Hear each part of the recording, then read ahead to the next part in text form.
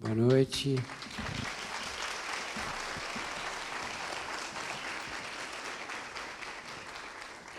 Muito boa noite. É um prazer para mim estar aqui, especialmente no teatro da faculdade que eu me formei. Esse teatro não era assim antes. Ele tinha 2 andares. Aí reformaram, ficou mais bonito, ficou maior. Mas perdeu um pouco do aconchego que tinha antes, né? Porque ele era menorzinho aqui. Bom, falar sobre pressão arterial. Esse é um dos grandes problemas do Brasil hoje. Na verdade, o que acontece no mundo atual, e no Brasil em particular, a população vive mais tempo. E quanto mais tempo vive, mais problemas vai apresentar, evidentemente, né?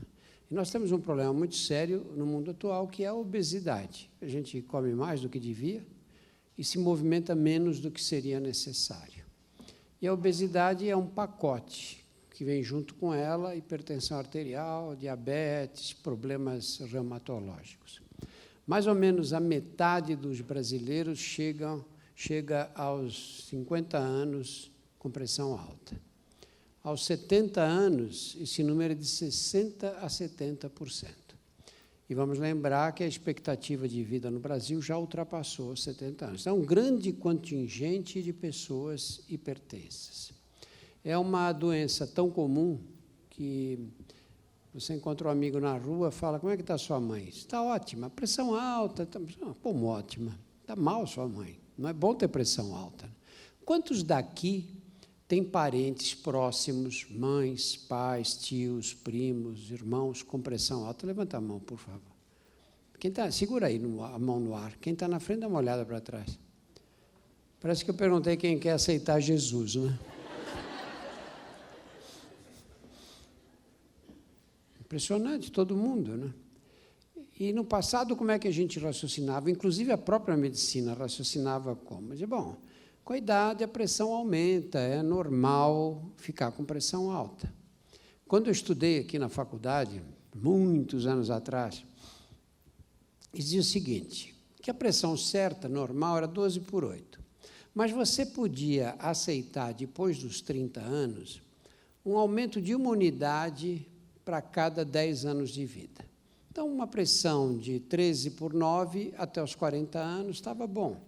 Dos 40 aos 50, podia ser ter 14/10. Dos 50 aos 60, podia ser 15/11. E assim ia até os 60 anos, que ninguém passava de 60 anos, todo mundo morria cedo. Hoje é inaceitável uma coisa dessa. Ninguém pensa nisso. Qual a pressão certa? É 12/8. Para quem? Para todo mundo. Para os mais novos, para os mais velhos. É lógico que uma pessoa de muita idade, um pouquinho hipertensa, não tem uma gravidade que tem a pressão elevada num jovem. Essa alteração de pressão alta é uma doença grave. Grave por quê? Porque ela lesa muitos órgãos. É como você manter a sua casa, você coloca uma bomba de pressão na caixa d'água e essa bomba fica fazendo o sistema todo funcionar com pressão mais alta. Está na cara que tem mais chance de dar problema do que aquele que tem uma bomba que não aumenta muito a pressão dentro do sistema. A pressão alta faz aumentar a pressão em todo o sistema, até nos capilares. Então, nós vamos ter uma série de problemas. Todos os órgãos vão sofrer, alguns vão sofrer mais. Quais são? O cérebro, o coração, os rins. Esses são os órgãos que vão sofrer mais o aumento de pressão. As pequenas artérias dos olhos.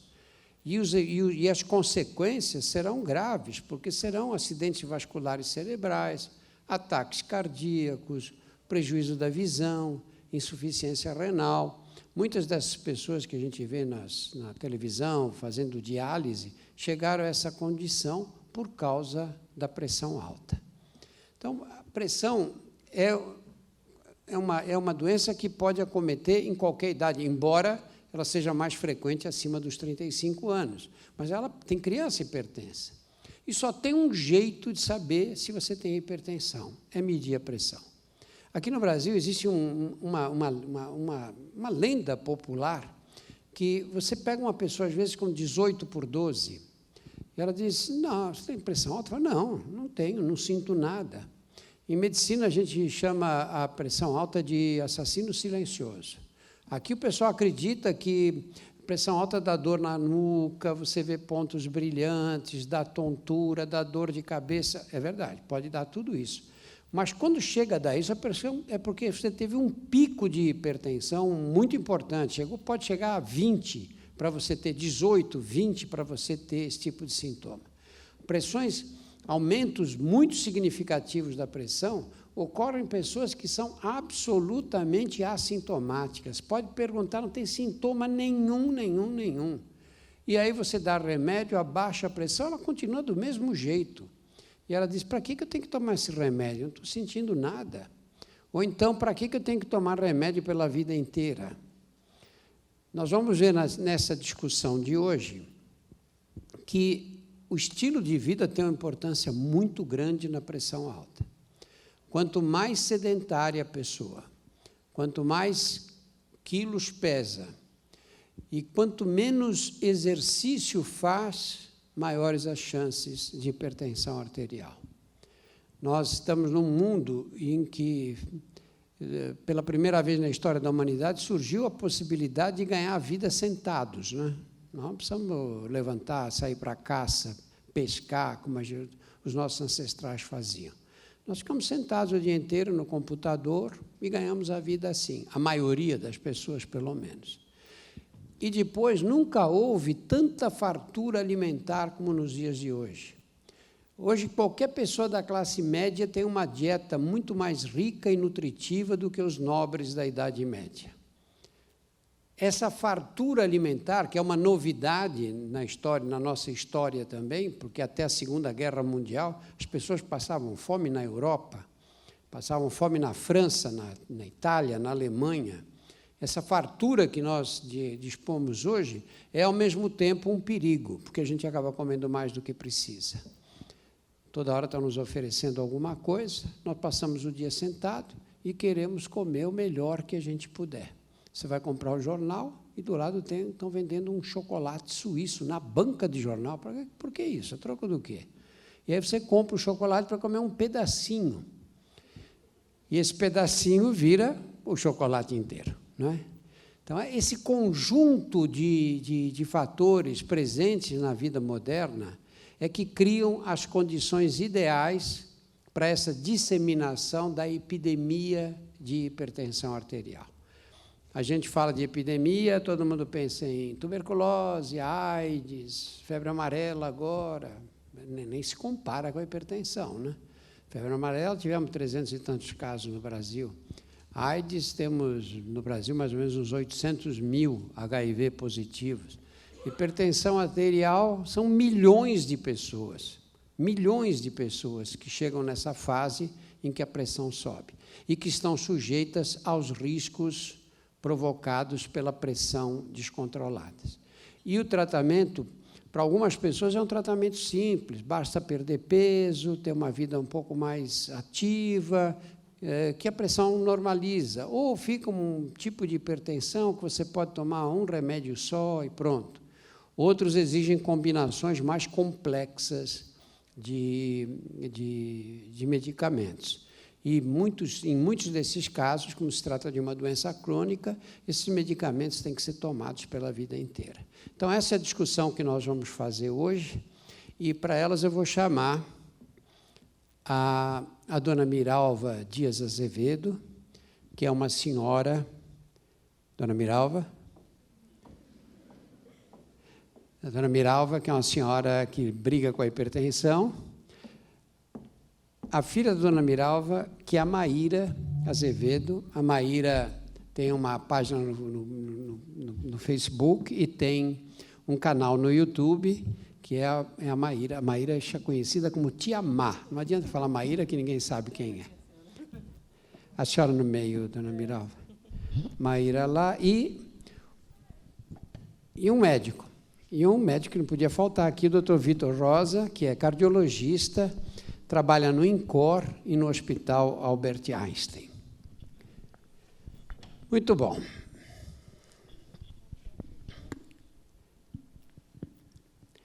Eu queria começar fazendo uma pergunta para a dona Miralva.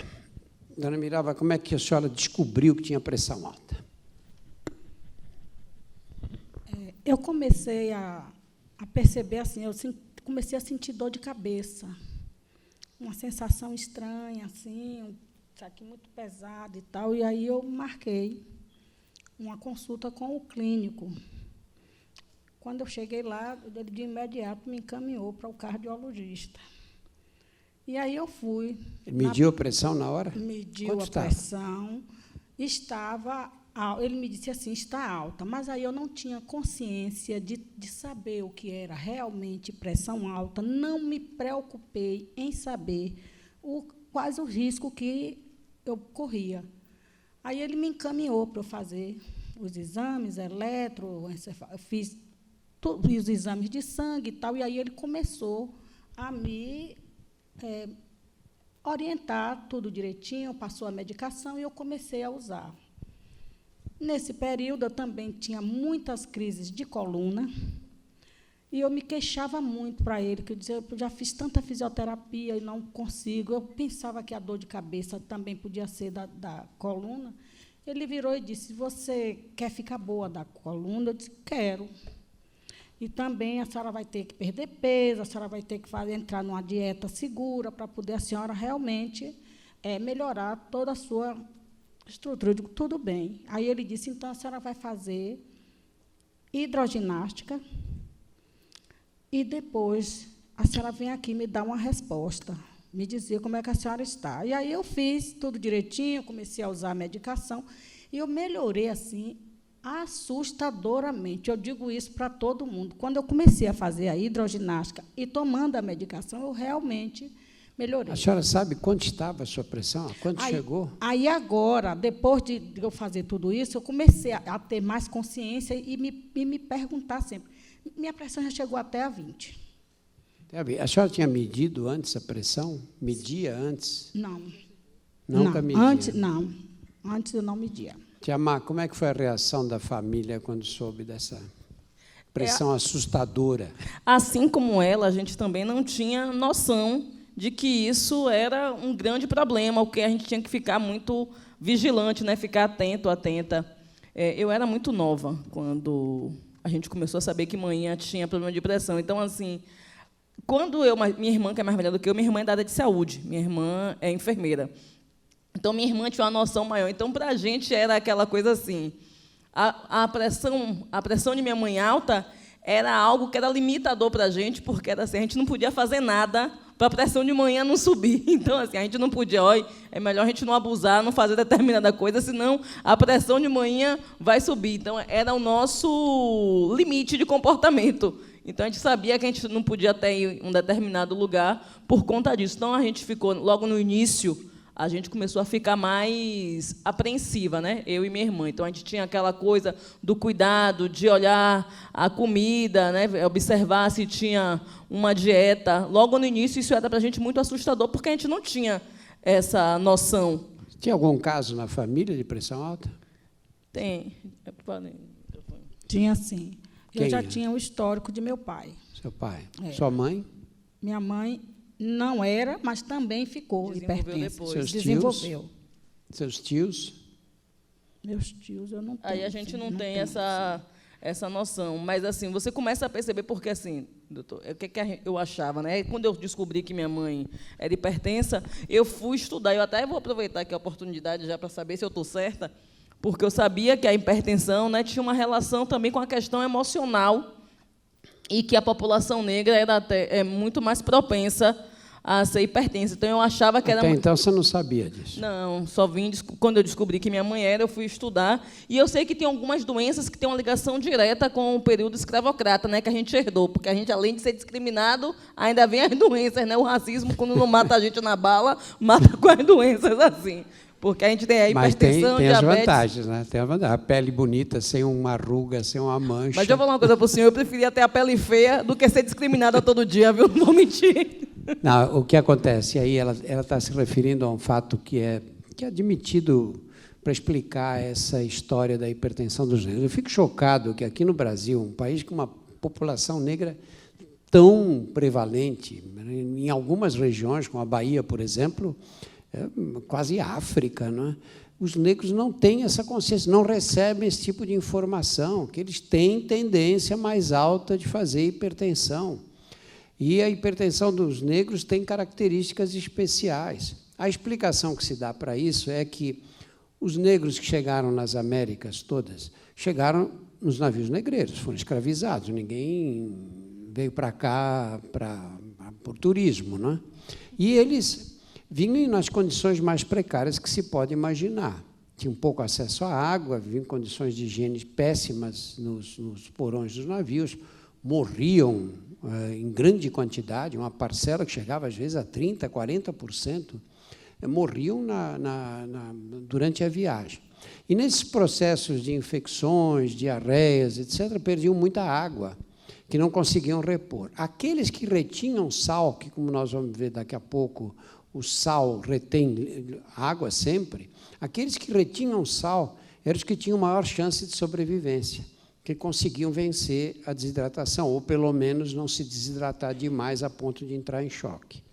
Então, os negros que passaram por esse processo de seleção, e os descendentes estão entre aqueles com características dos que retêm mais sal.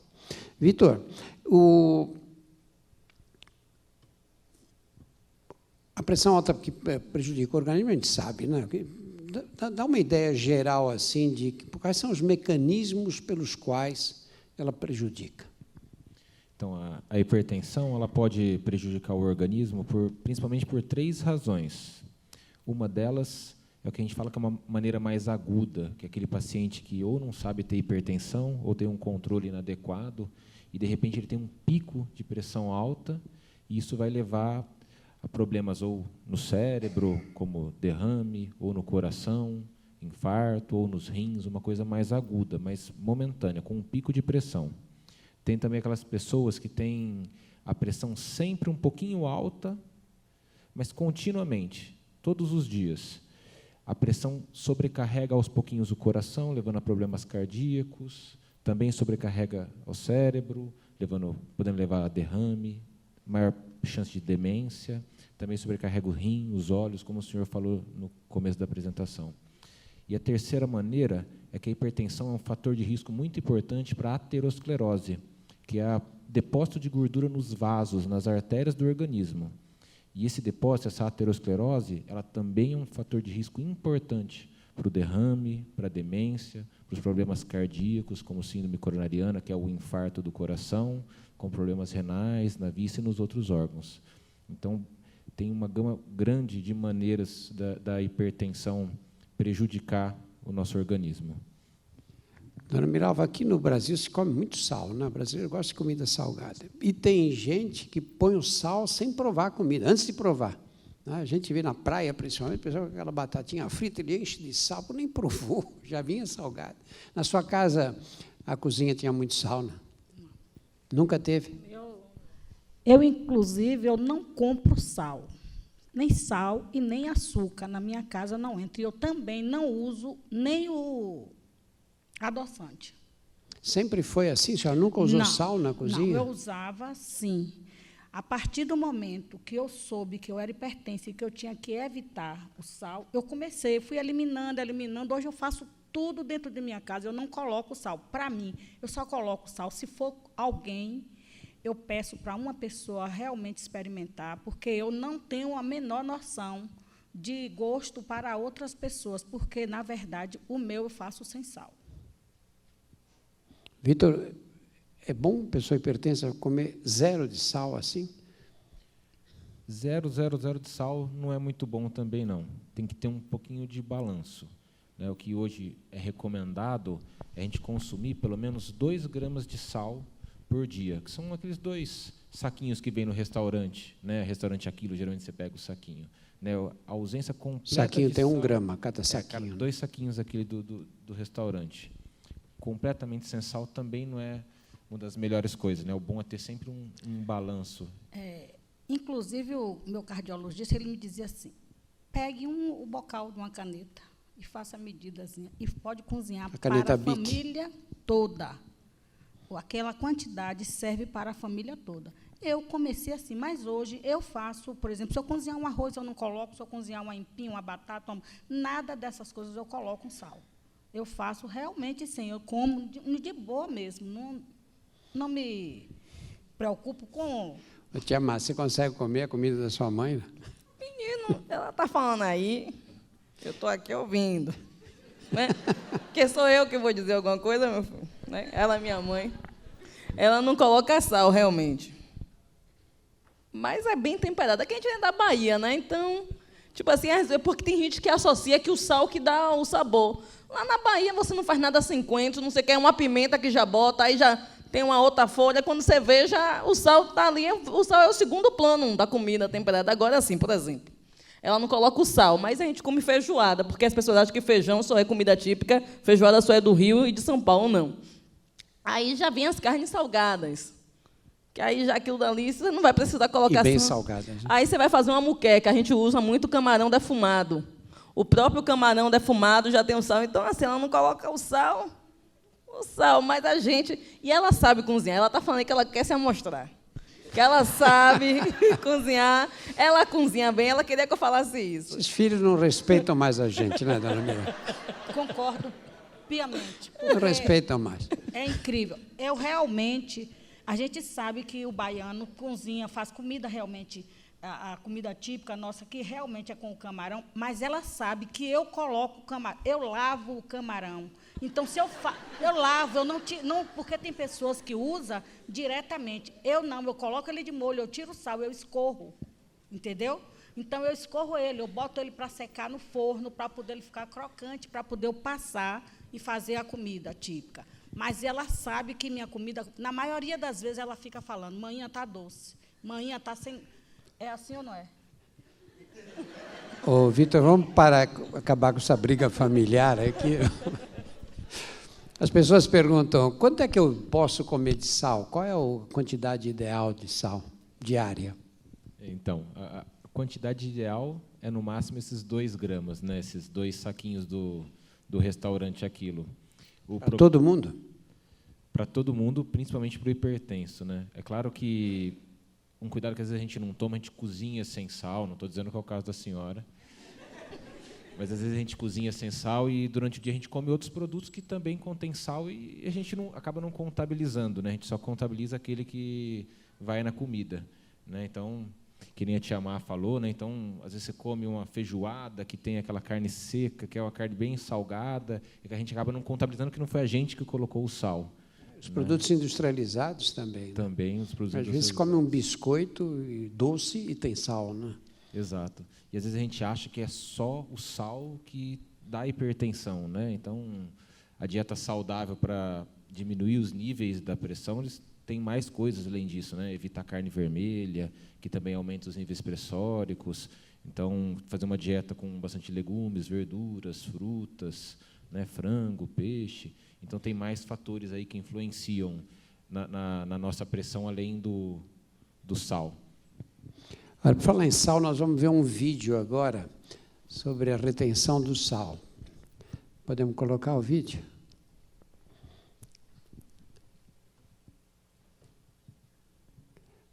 Isso é uma batata, ele corta a batata no meio e faz um buraco em cada batata, né? Agora colocar essa água colorida. Colorida porque senão ninguém ia ver nada, né? A mesma quantidade nos dois, nas 2 batatas. E vai o sal dentro de uma delas. A outra não. Aí deixa correr o tempo.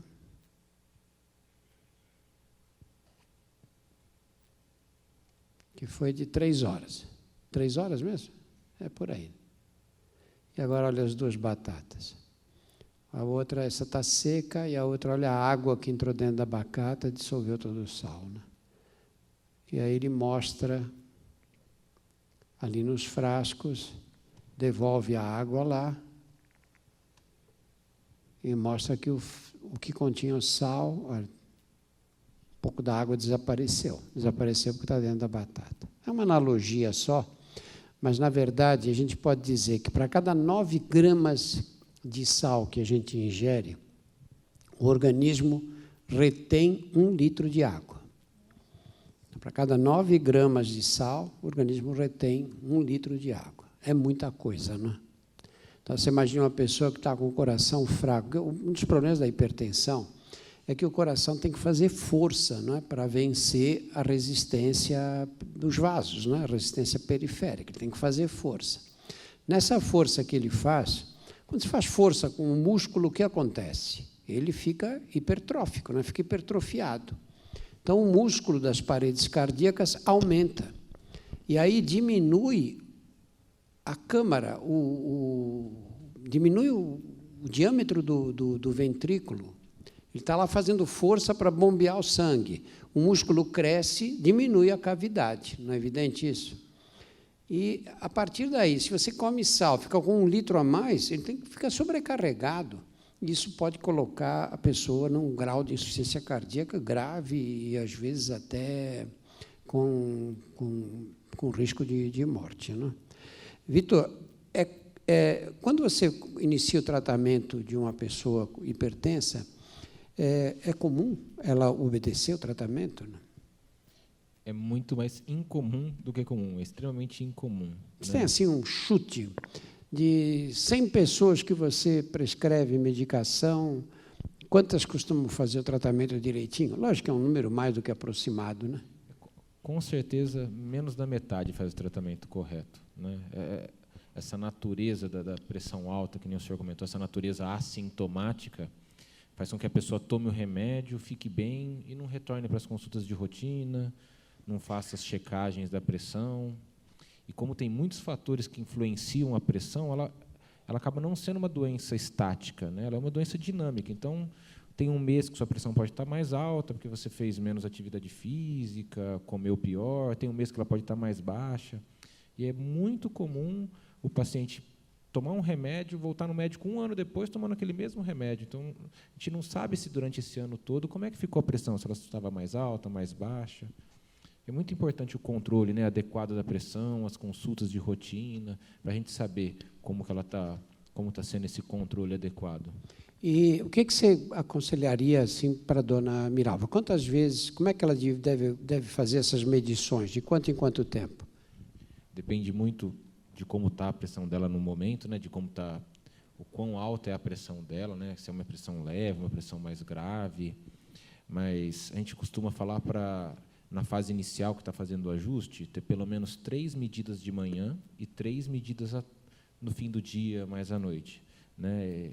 Isso por alguns dias da semana, para a gente conseguir ter um controle mais fidedigno possível, né? Então, a gente tem uma medida logo ao acordar, uma antes do almoço, uma logo depois do almoço, uma no finzinho da tarde, uma logo depois da janta, ou antes da janta, e uma antes de dormir, né? E os retornos ao médico, né, para levar essa pressão, para ele ver como é que está indo, né? Então, isso também depende do grau da pressão alta, né? Você manda anotar, fazer um mapa da pressão? Eu usualmente peço para anotar, sim. A gente pede para anotar e trazer no papelzinho. A gente consegue ter uma noção, se esse dia eu estava mais nervosa, esse dia subiu, daí está a pressão mais alta um dia, daí a gente desconsidera, né? A gente vê mais ou menos a média dos dias, né? Não vê um dia isolado, e com essas medidas a gente consegue, porque geralmente a gente mede a pressão quando a gente está sentindo alguma coisa, né? Então, bati o dedão, estou com dor no pé, mede a pressão está alta. Porque aquele dia a pressão está alta porque está com dor no pé, ou está com dor de cabeça, alguma coisa, né? A gente não mede a pressão quando a gente está sem nenhum sintoma bem. E esse é o grande problema da hipertensão, né? Ela é assintomática. Pode ser que nesses dias que você está bem, a pressão está um pouquinho mais alta e já está sobrecarregando o seu coração, né? Fazendo ele ficar mais musculoso. Então, é muito importante no controle adequado da pressão, a gente fazer as medidas em casa e sempre levar para o nosso médico, de tempos em tempos. Eu queria que você falasse sobre a medida da pressão agora. As pessoas acham que medir pressão é uma coisa simples, todo mundo sabe medir, é só pegar o aparelho. Esses aparelhos digitais agora, que são tão bons quanto aqueles do passado, manômetro, aquele aparelho clássico. É só pôr o aparelho, disparar, apertar aquela bombinha e ver a pressão. Mas não é tão simples assim. Como é que é o jeito certo de medir a pressão, Vitor? Você podia demonstrar, aproveitar a dona Miralva. Vou pedir para a senhora sentar aqui, dona Miralva. Sentar aqui do lado, aqui, por favor. A gente tem 2 aparelhinhos aqui, um daquele de pulso e um do de braço, né, de colocar Pode no me dar braço. Os dois são automáticos. É isso. Pode colocar em Vou cima pedir da pra mesa. colocar na dona Miralva. A senhora tem parecido com esse aqui? Então vamos colocar. Vitor, por favor, coloca o microfone da dona Miralva sobre a cadeira dela. Aí, perfeito. Ótimo. A senhora quer colocar no seu punho? Eu vou explicar algumas coisinhas enquanto isso. Então, independente se você vai medir na farmácia, ou em casa sozinho, ou no médico, tem algumas coisas que são muito importantes para evitar o erro da medida da pressão. A primeira delas é que o paciente tem que estar confortável numa cadeira. Deixa eu puxar aqui, porque ela está desconfortável assim, né? Está torta, né? Pronto. Então, a primeira coisa, ela tem que estar confortável numa cadeira. E, de preferência, de 3 a 5 minutos nessa mesma posição, confortável. As solas dos pés no chão, de preferência, tem que estar encostadinha aqui no encosto da cadeira, bem confortável, né? Ela não pode ter feito atividade física nos últimos 60 minutos, não pode ter fumado, se alimentado nos últimos 30 minutos, não pode estar com a bexiga cheia, porque tudo isso pode influenciar e as medidas da pressão virem maiores. Então, depois que ela relaxa, os seus 3, 5 minutinhos, não pode estar num lugar quente também, daí ela faz a medida da pressão. O aparelho, o automático, ele é muito simples de se usar. Ele tem um botãozinho, né? Senhora, onde está o botãozinho de ligar? É só apertar para ligar, ele já liga e já faz a medida. Outra coisa importante que ela mesma já se ajeitou aqui para fazer é que o braço que a gente vai medir tem que estar na mesma altura do coração. Então, não adianta a gente medir na perna, né? Isso mostra para a gente que, muitas vezes, as medidas que a gente faz na farmácia são erradas, né? A gente chega correndo na rua, assim, todo preocupado, entra lá na farmácia, faz de pé a medida da pressão. Com o braço para baixo, né? A camisa por baixo, às vezes a gente ergue a camisa, vai erguendo a camisa garroteia o braço, ela fica apertando o seu braço, então o sangue não vai direito no braço, a medida da pressão vem errada também. Então, é muito importante medir. E, quando a gente medir, a gente tem que medir pelo menos 2 vezes.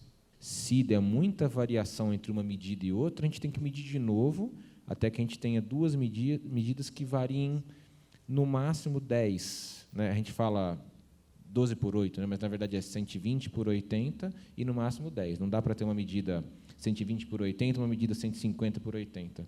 Né? Tem que ser, no máximo, 10. 120 e outra 130, no máximo. Olha, muita gente não sabe o que são esses números, né? Você pode dar em milímetros dessa maneira ou em centímetros, que é como a gente usa mais na prática, né? 12 por 8, em vez de 120 por 180 milímetros. 12, a pressão de 12 é uma pressão equivalente a uma coluna de mercúrio com 12 centímetros. Pega uma coluna, põe o mercúrio aqui, põe 12 centímetros uma coluna, ela vai ter uma pressão aqui embaixo, né?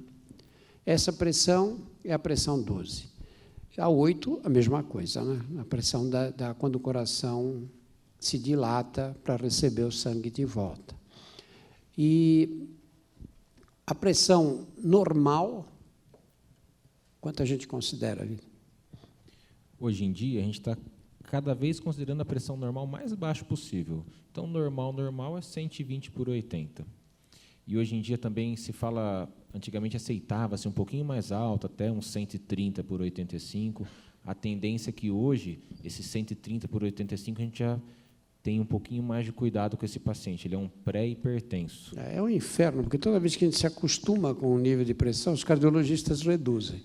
Agora, eles querem pressão 11 por 7. Diz que 11 por 7 é a pressão ideal para todo mundo. Vitor, quando eu digo que uma pessoa é hipertensa? Então, ela precisa ter medida de consultório, pelo menos em 2 situações. Daí, quando ela vai 2 vezes no consultório, tem 2 situações, as medidas elevadas, né? Então, acima de 130 por 85, a gente considera ela hipertensa. Ou, se ela tiver um pico de hipertensão muito grande, ela chega no seu consultório com mais que 180 por 120, então a gente considera também ela hipertensa.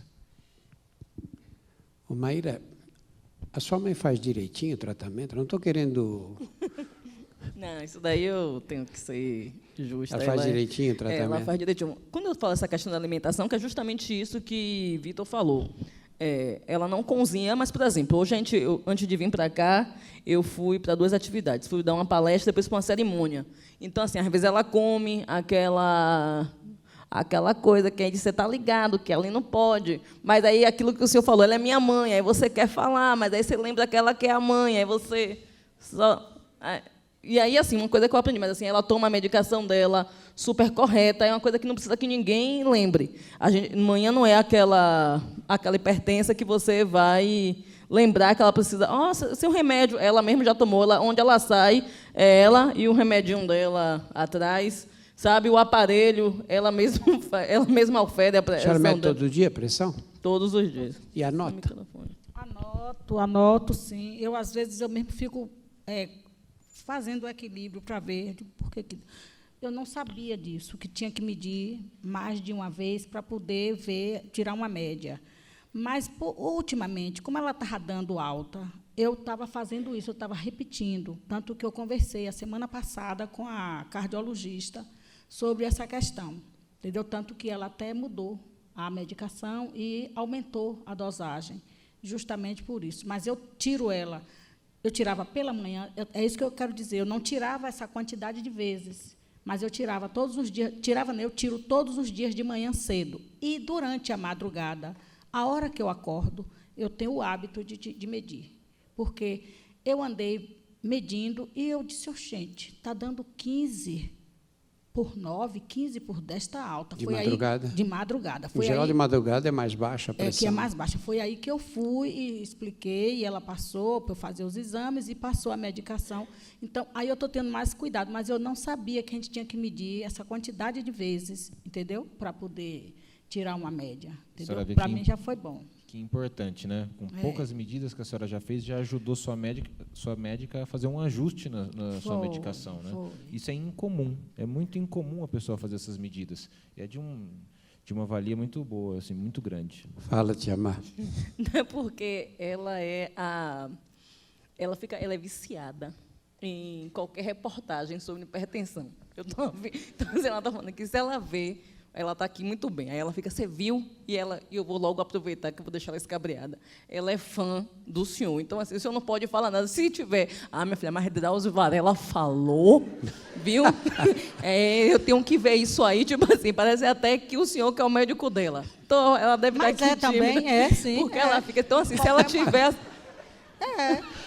Eu sigo muita coisa que eu vejo, porque realmente eu sei que é importante, entendeu? Então, eu realmente... Aí ela fica nessa coisa. Então, assim, Como ele é que está aqui você falando... disse que ela é escabriada? É escabriada, fica tímida. Então, assim, aí ela não está aqui falando agora, aí Vitor acabou de dizer que tem que tirar 3 vezes. Aí eu já estou vendo que a partir de segunda-feira, nem segunda, quando a gente chegar em casa amanhã, aí ela vai oferir a pressão, aí daqui a pouco ela vai oferir de novo e dizer, não, menina, porque Vitor estava falando. Aí ela faz assim, não, aqui, Drauzio Varela falou. Se Drauzio Varela falar, para ela é lei. A senhora vê uma mulher disciplinada como a senhora, olha o que a sua filha fala. Diz que a senhora é escabriada. Olha, essa questão do acompanhamento da pressão arterial, eu, às vezes, pego pacientes no consultório e digo, olha, você está com pressão alta. Ele diz, mas eu tomo um remédio direitinho. Eu disse, quando foi a última vez que você mediu a pressão? Faz tempo, foi quando eu fui ao médico. Aí você diz, bom, só que eu não estava junto, não sei quando você foi ao médico, né? Aí foi ao médico ano passado, às vezes 2 anos que ele não vai ao médico. Como o Vitor disse, é uma doença dinâmica essa. Não adianta você ficar tomando aqueles remédios e ter a consciência tranquila, tem que fazer esses controles mesmo. Não precisa ser nada maluco, não é? Depois, quando a pressão também está boa, pode diminuir um pouquinho o número de controles, não é? Mas é fundamental ter esses controles e anotar, porque não adianta, um dia dá 12 por 8, outro dia dá 13 por 9, outro dia dá 14 por 9,5. Você não vai guardar isso, tem que ser anotado, tem que ter um mapa para poder levar ao médico e ter essa discussão com ele depois. Porque é um tratamento complexo, às vezes exige vários medicamentos, como eu disse, e a adesão ao tratamento é baixíssima no mundo inteiro. O tratamento da pressão tem uma famosa regra dos 50, que diz que a gente faz o diagnóstico em 50% dos hipertensos, a outra metade nem sabe que tem pressão alta. Desses 50 que a gente trata, 50% fazem o tratamento, o que dá 25%. vão começar o tratamento. E desses que começaram o tratamento, metade para também o tratamento, interrompe, porque acha que a pressão está boa, fica tomando remédio a vida inteira, o que significa que, na verdade, de todos os hipertensos, 12,5%, lógico que esses números são super arredondados, mas é uma fração muito pequena a que vai fazer o tratamento adequadamente, direito, seguir todas as normas. Acho que esse conceito da doença dinâmica é um conceito absolutamente fundamental. Essa medicação que estou tomando está controlando a pressão agora. Não sei se daqui a um mês ou daqui a 6 meses eles continuarão a controlá-la, né? Eu vou fazer umas perguntas que chegaram para nós pela internet aqui.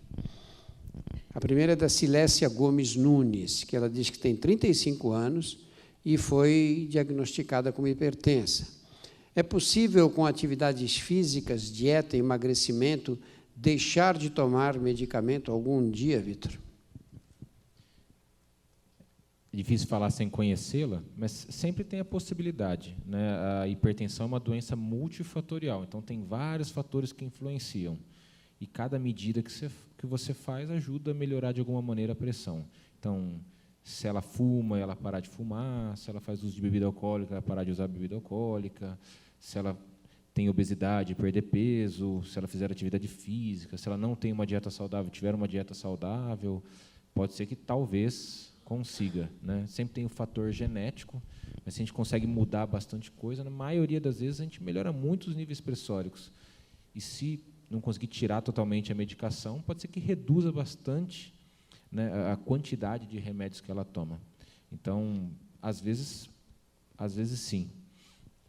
A pergunta da Célia Marques, se aparelho digital é confiável. É confiável, Célia.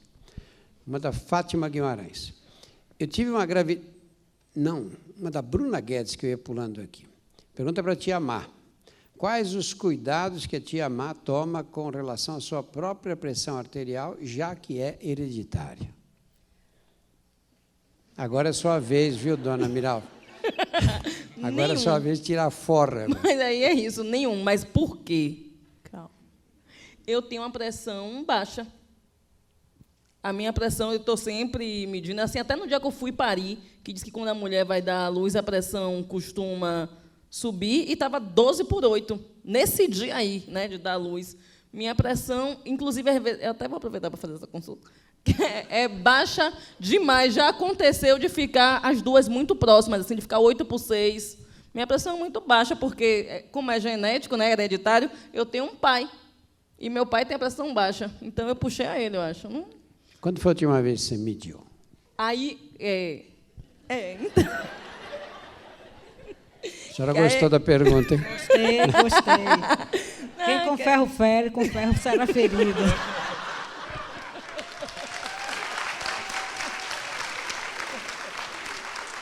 Menina, a vingança é coisa feia.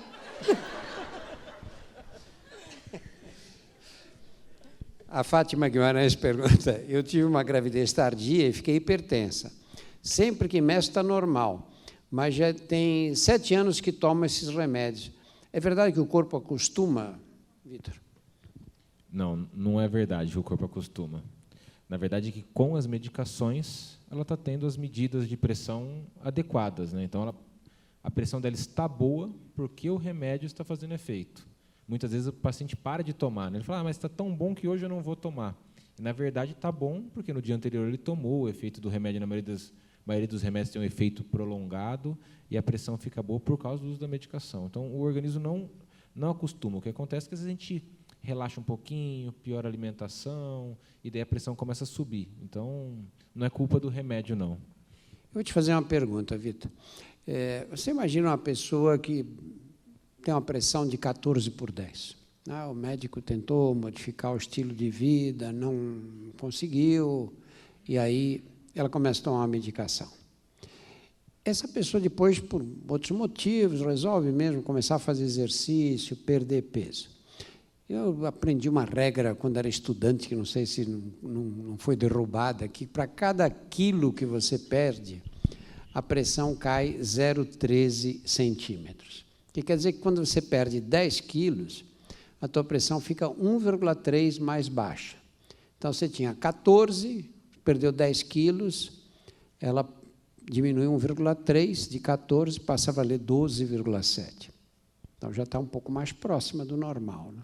Se você perder 20 quilos, você põe essa pressão em valores normais. Não sei se a regra é válida, mas, de qualquer maneira, existe uma relação direta. Não é? Engordou, pressão sobe. Emagreceu, pressão cai. Algumas dessas pessoas que não têm níveis muito elevados da pressão conseguem depois ficar livres dos medicamentos? Ou podem conseguir? Podem conseguir, sim. Até as outras medidas que eu falei, todas elas caem um pouquinho a pressão. Então, ele parou de fumar, cai 5 milímetros de mercúrio numa média, ele perdeu peso, ele melhorou a alimentação. Então, às vezes, consegue, sim, consegue chegar... Como foi dito, né, é uma doença que às vezes está mais relacionada naquela pessoa, não a genética, mas sim ao estilo de vida que ela tem, que é totalmente desregrado. Então, nessas pessoas que não têm um componente genético tão forte, eles conseguem ficar sem a medicação. Tem uma pergunta para a tia Má aqui, da Edileuza Aleluia. Ela diz, tia Má, o que eu faço? Amo torresmo. Coma, agora depois vai correr, porque Vitor está aqui, se eu falar o que eu ia fazer, porque eu como e não faço nada. Mas Vitor está aqui, eu vou falar bonito.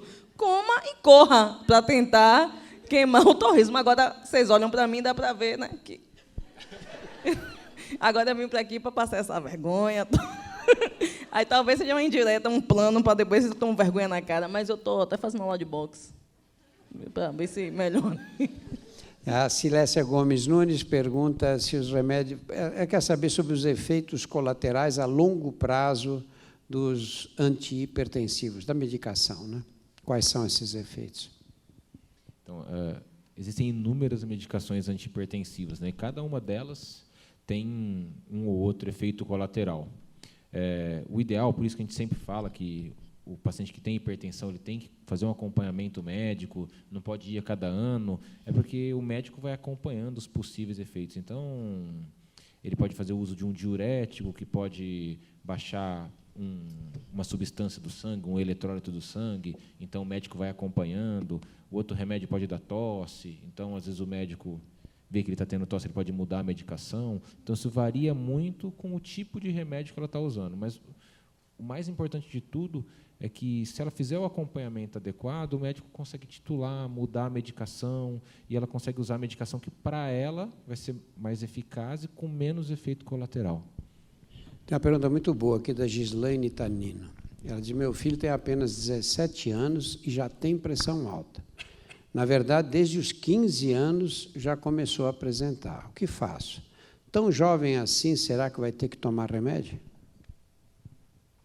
Então, todo paciente com menos de 30 anos de idade que tem a pressão alta, em primeiro lugar, a gente se preocupa com o que é chamado de hipertensão secundária.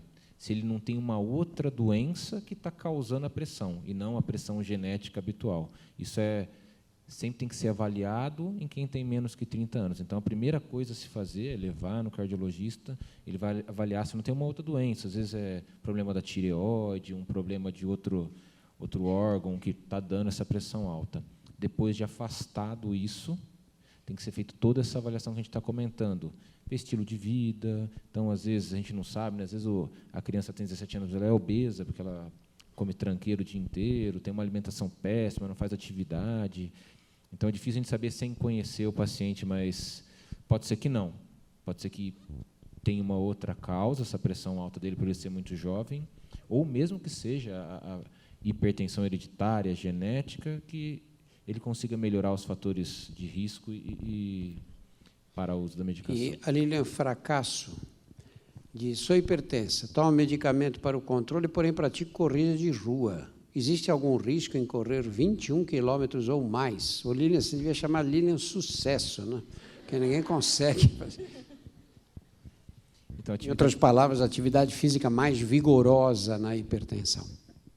Então, como o Dr. Drauzio disse, a hipertensão ela pode prejudicar alguns órgãos.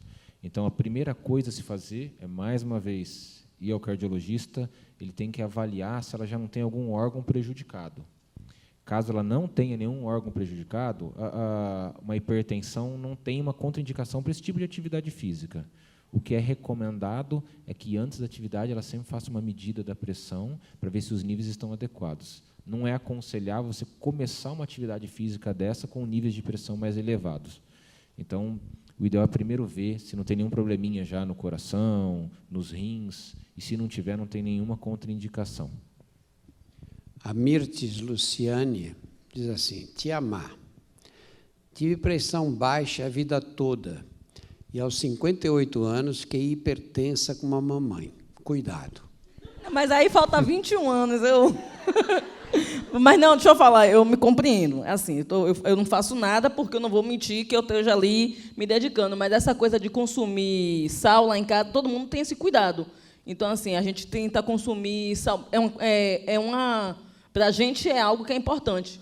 Consumir menos sódio, a gente fica nessa tentativa de estar todo mundo prestando atenção, como é que está. E uma outra coisa, até vou aproveitar para perguntar, que são duas coisas que a gente sempre tem essa relação, né, de que a pressão alta tem uma ligação direta com o emocional, tanto que eu até falei que, muitas vezes, eu olho para a manhã e, às vezes, pelo semblante dela, eu sinto quando a pressão dela está alta. Quando eu olho para o corpo, que eu vejo que está mais inchado, às vezes eu vejo as têmporas aqui mais grossas, mais firmes. Então, assim, eu até queria entender, porque, assim, tem dia que eu sinto que tem alguma coisa errada comigo.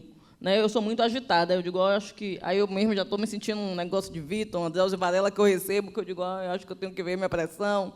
Então, assim, eu tenho esse... A gente tem esse... É um cuidado, mas eu tenho consciência que é um cuidado muito meia-boca, como a gente fala lá na Bahia, que eu vou... Depois dessa dura aí, eu vou ficar mais atenta. Mas eu queria saber dessa relação com o emocional. Por que, quando as pessoas ficam muito chateadas, muito tristes, a pressão sobe? Acontece isso com a senhora, dona Miranda? Se eu tiver qualquer notícia triste, se eu tiver assim, qualquer chateação, de imediato, eu posso medir numa boa, que ali com certeza ela vai dar alta. É muito difícil não dar. Por que acontece isso, Vitor?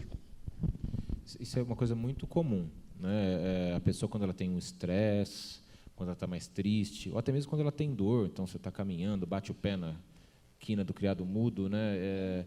É comum a gente ter elevação da pressão naquele momento. A pressão, como eu disse anteriormente, ela é dinâmica, né? Então ela pode variar durante o dia. Esse é até um dos motivos que a orientação de medir a pressão, a pessoa tem que ficar de 3 a 5 minutos quietinha, sentada, né, para não acontecer dela passar um estresse. Agora eu vou medir a pressão dela, a média vai estar alta mesmo. Mas, na verdade, é o estresse que fez a pressão subir. E é uma coisa bem assim, do momento. Ela sobe e depois de um tempo ela passa. Se a senhora sentar, ficar 5 minutinhos quietinha, respirando fundo e medir a pressão, ela vai estar mais baixa. Dá até para fazer esse teste em casa. Mede logo no estresse, depois... não precisa provocar o estresse, né? A senhora conversa com a sua filha 5 minutos. E depois a senhora espera. Você vai dar susto em sua mãe. Né? Mede a pressão agora. A senhora mede, depois de uns 5 minutinhos quietinha, sentado num ambiente tranquilo, mede de novo, vai ver que a pressão cai consideravelmente. Eu já vi que isso acontece. A Sheila Marcondes Negro pergunta: o sal rosa do Himalaia é melhor e permitido para hipertensos? Sheila, sal rosa do Himalaia é um sal, mais caro só. Maravilhoso isso. A senhora usa sal do Himalaia? Quando chegou a onda, quando chegou a onda do sal da Himalaia, que todo mundo dizia que realmente era bom para a saúde, até que eu comprei 100 gramas. Mas ele envelheceu lá, porque o sabor e o cheiro dele é muito forte, é muito ativo. Qualquer pessoa que já usou pode perceber, pode olhar, observar, para vocês verem se realmente ele tem um cheiro ativo muito forte. Então, ele envelheceu lá. Joguei fora, com certeza.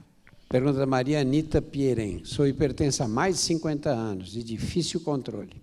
O que há de mais moderno para o controle? Meus remédios já foram trocados inúmeras vezes e não há como controlar. Obrigada. Esses casos de hipertensão rebelde. O mais moderno que tem é dieta, atividade física, fazer uso correto da medicação. A grande maioria desses pacientes que usam muitas medicações, a gente até vê isso algumas vezes aqui no INCOR, esse paciente interna para fazer o controle da medicação, a gente dá metade da dose das medicações para o paciente e a pressão cai demais. Então, é raro esse paciente que não melhora com nada. né? Tem várias classes de medicação. E, assim, lógico, existem coisas modernas, como ir lá e com cateterzinho, mexer na artéria do rim, tem várias coisas, mas é muito pouco utilizado. Na grande maioria dos casos, quase a sua totalidade, atividade física, dieta saudável, estilo de vida, mudança do estilo de vida e uso correto das medicações resolve o problema. Pergunta da Paula Sara Oliveira. Anticoncepcional aumenta a pressão arterial? Alguns anticoncepcionais podem aumentar, né? Eles têm hormônios, eles podem aumentar um pouquinho a pressão arterial, sim. E o Carlos Rodrigues tem outro nível de preocupação. Por que alguns medicamentos para pressão causam disfunção erétil? Está abafado. Está com medo de perder a besteirinha dele.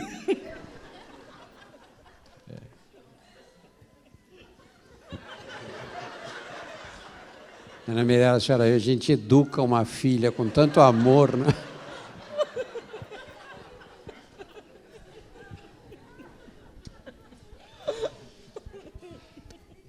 E aí, Vitor?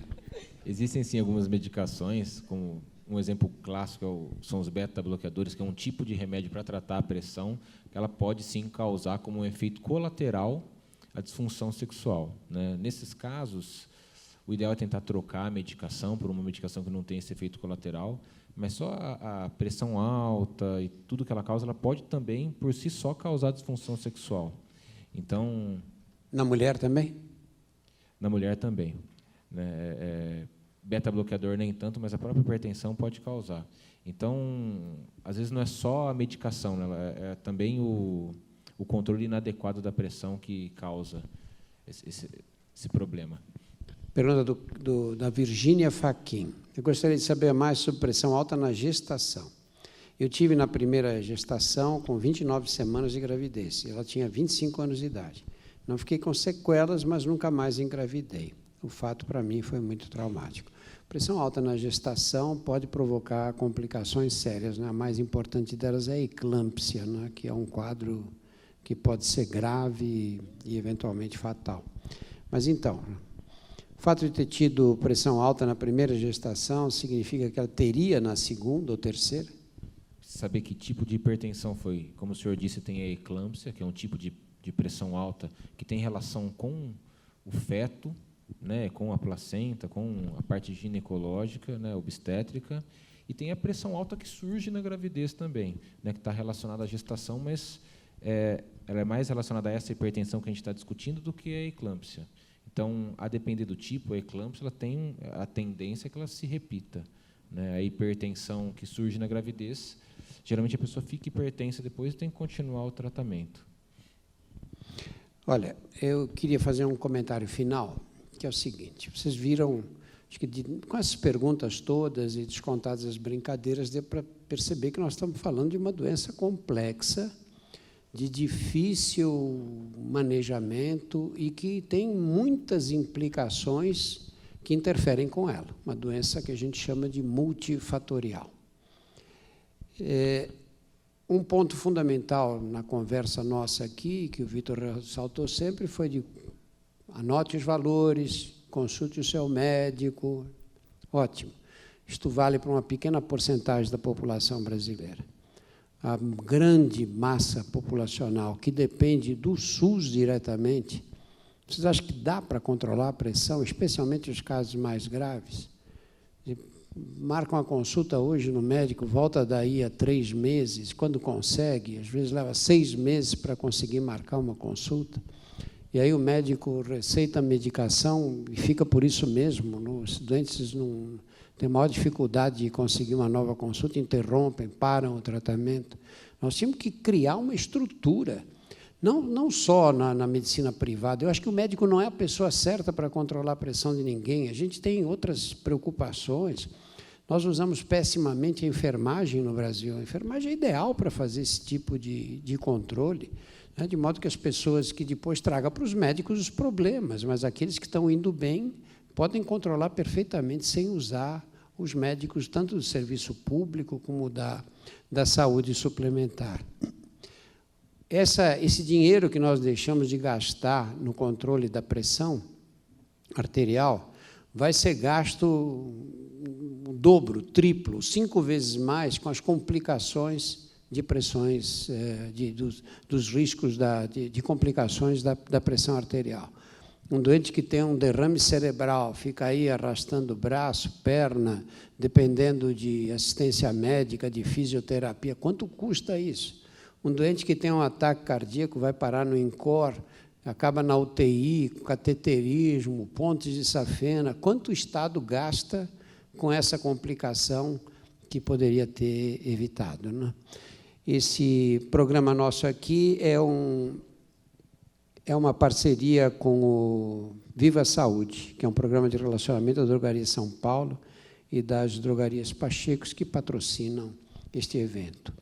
Fiquem ligados nas nossas redes e, no mês que vem, nós vamos falar de um outro assunto. Muito obrigado, dona Mirela. Muito obrigado, Tia Maia. Muito obrigado, Vitor. Obrigado a todos pela atenção.